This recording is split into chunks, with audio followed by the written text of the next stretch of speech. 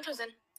సముద్రాల ద్వారా వ్యాపార వాణిజ్యాలు కొనసాగించి ఆసియా నుండి పశ్చిమ ఆసియా దేశాల వారితో సంబంధాలు పెట్టుకుని రాజ్యం సముద్ర వాణిజ్యాన్ని పెంపొందించి ఆ లాభాలను నౌకాదళాన్ని బలోపేతం చేయడానికి ఉపయోగించాడు శివాజీ. శివాజీ రాజ్యంలో కరెన్సీని అంటే నాణాలను హాల్ అనేవారు. వాటిని మా టంకసాలలో ముద్రిస్తామన్నారు ఆంగ్లేయులు.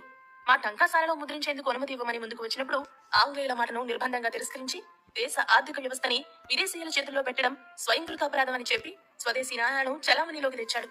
సంపాదించిన డబ్బుని విలాసాలకు కాదు, వినోదాలకు కాదు, దుబారా కోసం కాదు, సింధదుర్గ్, విజయదుర్గ్, పద్మదుర్గ్, సర్వదుర్గ్, జయదుర్గ్, అలీబాగ్, భనుకోట్, ఖాందిరి మొదలైన సముద్ర దుర్గాలు నిర్మించి వాణిజ్యం విస్తరింపజేసింది ఛత్రపతి శివాజీనే. శివాజీ తనకు ఉన్నటువంటి సమగ్రతతో, ధనంతో, సంపదతో యుద్ధ పిపాసిగా, యుద్ధోన్మాదిగా ప్రవర్తించలేదు. రాకపోకల మార్గాల నిర్వహణ, మరమ్మతులు పనులలో నిమగ్నమై దేశ సమగ్ర అభివృద్ధికి కంకణం కట్టుకున్నాడు. సుపరిపాలకుడిగా కీర్తి గటించాడు. సింహాసనం అధిష్ఠించిన కొద్ది రోజులకే తన తల్లి చనిపోయింది. పుట్టెడు దుఃఖంతో శివాజీ ఉన్నప్పుడు రాజ్యపాలన యథావిధిగా స్వయంగా పర్యవేక్షించారు. ప్రతి క్షణం ఏదో ఒక పని చేస్తూ ఉండి క్రియాశీలిగా, కర్మశీలిగా పరిపాలన చేసినటువంటి సుపరిపాలకుడు. అలాగే తన పరిపాలనా కాలంలో వృదు, పార్సీ వంటి సంకర పదాల స్థానంలో సంస్కృతంతో కూడిన మరాఠీని ఉపయోగించమన్నాడు.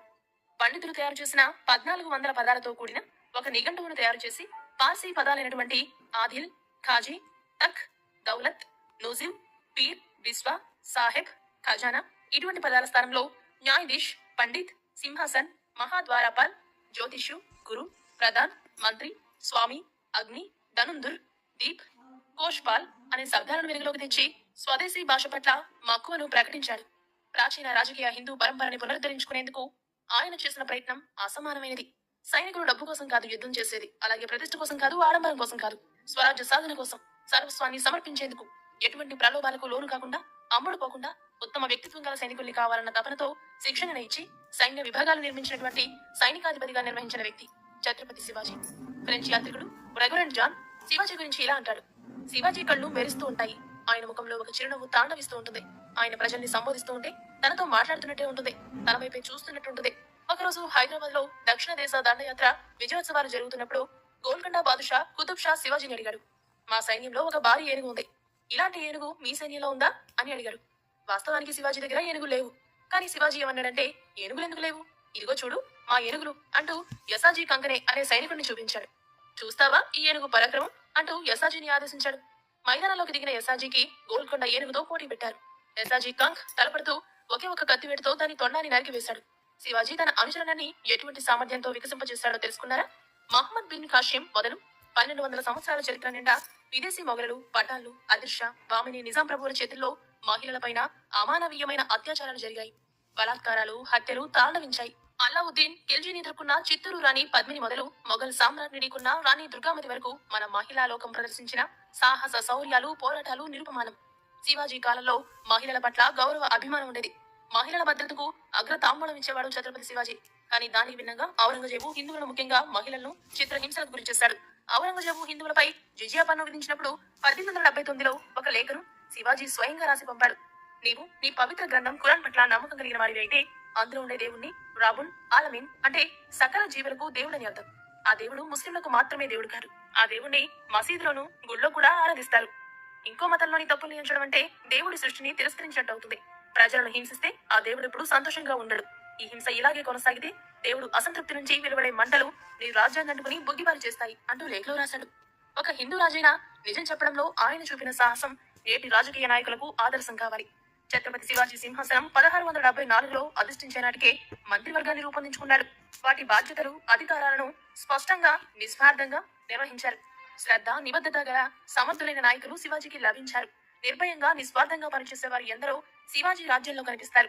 కష్టకాలంలోనూ, ఆనంద విషాదాలలోనూ, జయ పరాజయాలలోనూ శివాజీతో పనిచేశారు.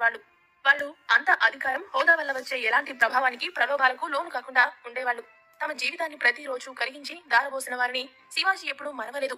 విజయశీలులైన సైనికులు, ప్రఖ్యాతికి దూరంగా ఉండే పాలనాపరమైన ఉద్యోగులు శివాజీ పరిపాలనలో పాలు పంచుకున్నారు.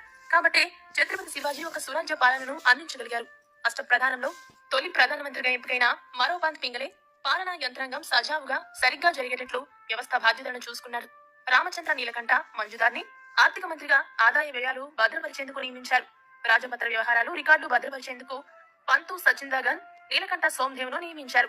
రహస్య సమాచార సేకరణ, విశ్లేషణ కోసం మంత్రి పదవి దత్తాజీ త్రయంబక్కి అప్పగించారు. సర్వసేనాధిపతిగా యసాజీ ఖాన్ ని నియమించారు. ఇతర రాజ్యాలతో సత్సంబంధాల కోసం దౌత్యాధికారిగా సుమంత్ రామచంద్ర తైమక్ ని నియమించారు. మంచి విద్యాలయాలు, అధ్యయన కేంద్రాలు ఏర్పాటు చేసి సాంస్కృతిక విలువలను కాపాడడం కోసం రఘునాథ పంత్ కి పండిత్ రావుగా నియమించడం జరిగింది. మీరాజీ రావుజీని న్యాయ అధ్యక్షుడిగా నియమించారు. ఈ విధంగా అష్ట ప్రధానుల బాధ్యతలను నిర్వహించి శాశ్వతంగా కీర్తిని సంపాదించాడు ఛత్రపతి శివాజీ. 350 ఏళ్ల తర్వాత కూడా ఈ రోజు శివాజీ జ్ఞాపకాలు మెదడుల్లో మెదులుతున్నాయి. ఏదో ఒక మహా సమరంలో మనతో పాటే ఇప్పటికీ పాలు పంచుకున్నట్లుగా అనిపిస్తుంది. ఎవరి ప్రభావాలకి లొంగకుండా ఒక ప్రేరణగా ఛత్రపతి శివాజీ స్వయం శోధకుడై సత్ప్రేరణతో, స్వాలంబనతో స్వచ్ఛందంగా లక్ష్యం దిశగా పయనించారు. 27 ఏళ్ల పాటు యుద్ధాల్లో గడిపి హిందూ రాజులకు ఆదర్శంగా నిలిచి సువిశాల మరాఠా సామ్రాజ్యాన్ని నెలకొల్పిన ఛత్రపతి శివాజీ 3 వారాలు తీవ్ర జ్వరంతో బాధపడి ఏప్రిల్ 3, 1680న మధ్యాహ్నం 12 గంటలకు రాయ్గఢ్ కోటలో మరణించారు. శివాజీ పెద్ద కొడుకైన సంభాజీ తర్వాత రాజ్యాన్ని చేపట్టి మొఘలులను సమర్థవంతంగా ఎదుర్కొని పరిపాలించాడు. ఇంతటి వీరుడి మరణానికి సంబంధించిన కథలు కూడా ఎన్నో చెప్తూ ఉంటారు. కొంతమంది అయినా తీవ్రమైన అనారోగ్యంతో చనిపోతే, ఇంకొంతమంది తన రెండవ భార్య సయారాబాయి తన 10 సంవత్సరాల కొడుకుని రాజుని చేయడానికి శివాజీకి విషం ఇచ్చి చంపిందని చెప్తూ ఉంటారు. ఆయన హనుమాన్ జయంతి రోజు సాయంకాల సమయంలో తుది శ్వాస విడిచారని కొందరు వాదిస్తారు. ఏదేమైనా శివాజీని నడిపించినటువంటి స్వదేశం, సధర్మం, స్వరాజ్యం అను జీవన మంత్రాలు మనల్ని అనుక్షణం ముందుకు నడిపిస్తూనే ఉంటాయి. జై భవానీ వీర శివాజీ, ఛత్రపతి శివాజీ మహారాజ్ కి జై హో. విన్నారు కదా.